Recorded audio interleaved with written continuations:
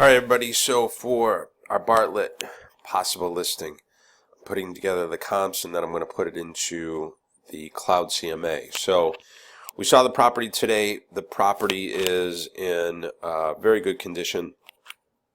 It is, I would say, actually, I try to rate properties as either very good, good, or needs help. And this one's right in the middle. It's good. It's been rented out for the past 3 years, so it exceeded kind of my expectations. Definitely needs a little bit of paint, but it was really, a solid house. So it was good. So kind of looking at these comps, I'm not going to go over all of this because this could be 45 minutes worth of video. But this subdivision is a little bit easier than most because you have a lot of the square footage here. And again, you're going to see most places not have this type of square footage, but in this subdivision, this developer seems from in kind of going through, you kind of get a good feel for the different models, and by looking at the size of the house in the pictures, that is fairly accurate to say, okay, this one's 2,500, this one's 2,000 square foot. The house that we're talking about is all day long at, I believe it was about 1,900 square feet. Let me go over here. 2,036. So, with that said, I'm kind of making a comparison. And again, if I remember right, I thought in the tax record it was actually a little bit less because we didn't really know where that was coming from. Yeah, the tax record is actually 1916. On the actual square footage. So we were trying to look for lower square footage, and there just isn't a lot that has sold. So what we did find, just to kind of show you real quick, again, we did a map of the area. We took we went out about maybe 3/4 to a mile, in kind of encase the subdivision itself, as well as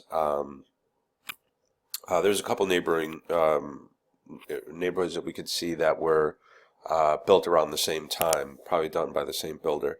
So what I kind of start with is kind of the high end, and then try kind of the low end, and then like I said, I kind of work from there and kind of go in the middle. So this is actually the same model, the only one that we could find, the same model, the Princeton, that sold last year. And it was just needed a lot of work. It was just kind of an as-is property, not a lot to it, but it is kind of looking at it as the same layout, of course, but nothing, pretty much nothing's been upgraded since the builders. So they were selling it they sold it for $250, and they marked it in there that it was selling as is, cheapest one in the subdivision. So that's kind of the starting point, and then kind of started to go up here into like the 325, 327. I just went up from all of them, but as I started to get into this range, I started to feel 3-car garage square footage was definitely starting to get more. 3-car garage could be a very big a very big deal. You could be talking about another $15,000-$20,000 at that point. This one here is 2,400 square feet, finished really nice, a lot of vaulted ceilings. So, this one sold for $330,000. And again, this was last year. Bartlett has been maintaining prices. Maybe it's been up maybe 1%, possibly 2%. It hasn't been a ton. So basically, from what I'm looking at, and I really was hoping to find something right around the 300,000 as I started to kind of needle down, and there's really only been one at there's one at 280, then there's another one at 315, there's only this one at 295, but I thought it was a pretty solid comp. Again, they're using an approximation of the square footage, which isn't accurate, but if I go to the property list report, the tax record is actually showing, which I don't know why they didn't use it, 2,364. So it's a little bit bigger, but it's a 2-car garage with a basement. It was on the other side of Schick Road there. There is this is like a reservoir or something behind it, so that kind of lowers the value a little bit. Maybe that's the compromise on the square footage. But it was kind of the similar finish, just nice paint. Nothing that's been done out of the, completely crazy. The kitchen's okay, just clean. So it was very similar to the condition of the house that we're appraising. The master bedroom's a little bit bigger. Actually, the master bathroom is much bigger on this one. But then in the back, people aren't going to like that reservoir that's behind there, that water tower. So that could be, an issue to kind of take back. So, and given that, the big thing too is that when I go back here, and I always pull up available listings as well as, of course, closed and pending. As you can see here, there is nothing available near that price point. So I might think that here that 295, maybe that's pushing it a little bit. If I tell them to list it at 299 or 300, I've got nothing though available. The nearest one here is 339, and if you look at those comps, it's a they definitely have it overpriced. So that's what I'm going to be going in at. What I'm going to be trying to do is go to up here to the Cloud CMA. I'm going to click there. It's going to take me right here. So I've already clicked the properties that I want to go into the Cloud CMA. I'm going to click on Create New CMA. Her name is Bettina. Put like that. I'm going to put the address, which is at, sorry about that, 1489 and pay amount. And if you kind of just let it do a second, it will pull up for the most part. There you go. I don't get too in depth with all that. I'm going to hit fetch listings. So the next page, and when I do Cloud CMA, when I use this program, I do not do a lot of the fluff. Okay, I am going to put in list price 299 900. I hit update, and here I can use a net sheet.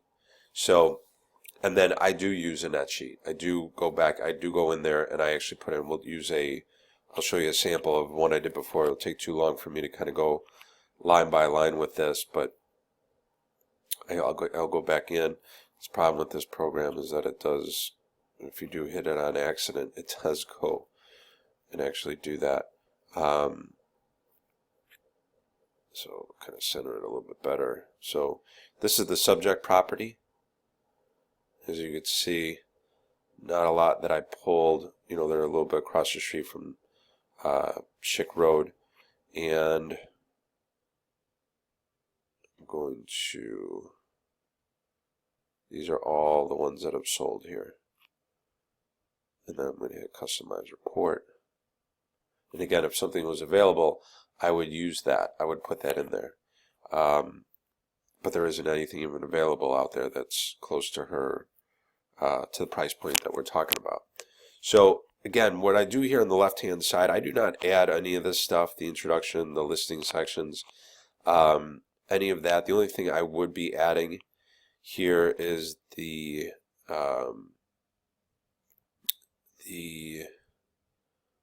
hold on, I'm looking for the suggested list price, and then the seller net sheet that I always fill out.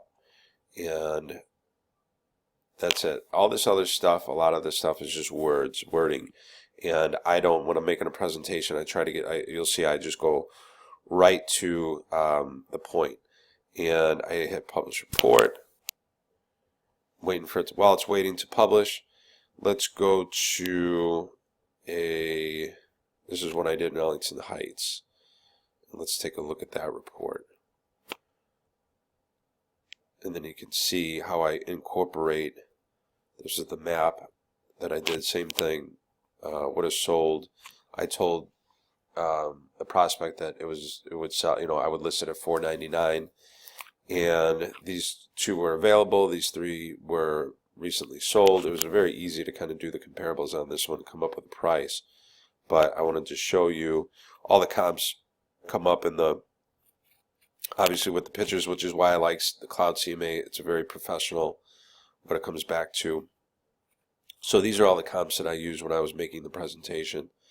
But down here, I just want to show you the net sheet because I like to have it all in one area. You can see here, when I make a presentation, I start exactly with this page. I tell them, you know, the price of your property, if I were listed right now, would be $499. Well, is it worth that? Yeah, I believe it is. I mean, because it's a good aggressive price.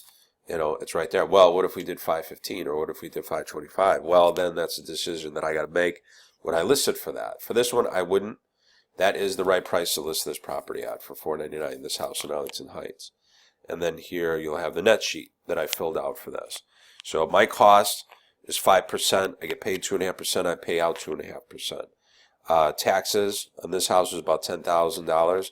You know, I always average it at 1 year, and that the buyer is going to be asking for 10%, 5 to 10%. So I kind of overestimate on this a little bit on the taxes, but I use a full year and then I tack on about 5-10%, which is about $11,000. County and state taxes, I believe that's about 75 cents for the two of them, 75 cents per thousand. There's no Arlington Heights transfer tax stamp. Back to the one in Bartlett that we were just doing. When I fill this out, I do have to add that because Bartlett does have a transfer tax stamp. I will include a link in this. This is the Illinois Association of Realtors.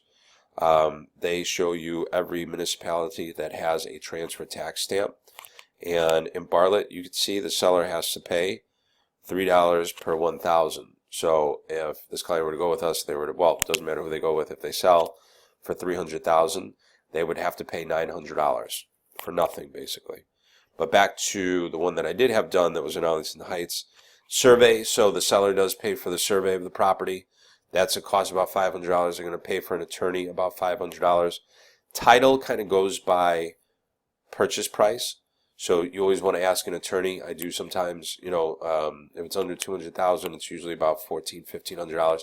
As you start to get above that, I usually call an attorney. So here I called one of our attorneys in Arlington Heights, $500,000. We were about $2,400 that the seller will pay, and then about miscellaneous, you know, just miscellaneous fees for there'll be some title charges, emailing charges, overnight charge for the paperwork, things like that. I just kind of lump it in at $500.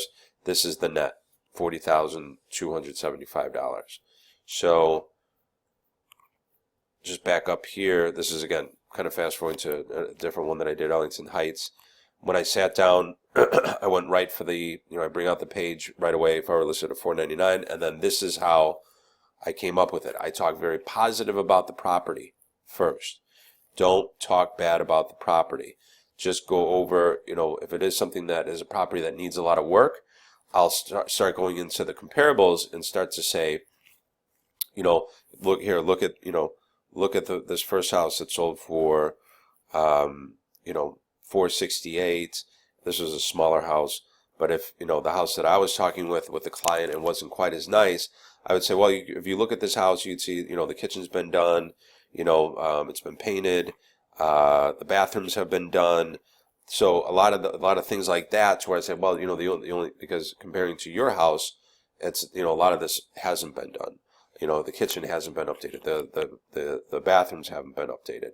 So that's how I use it. I don't ever want to try to, just by starting to tell the seller how bad their house is. You don't want to do that. If they have a great house and is big and you know, comparing to these comparables or really right on line, then you tell them that. And I tell them, you got a great house, you've been taking great care of it, everything looks really wonderful, a couple different changes that we want to make, but, you know, overall it's wonderful. And that's why I think, you know, the average price is right about, yeah, $495,000, $500,000. That's where I think your price should be. A lot of people in this neighborhood are taking care of the property, just like how you are. That's the wording that I use. So that's how I set up the Cloud CMA. It's a big part of my presentation, showing all the comparables and where I'm coming up with the price.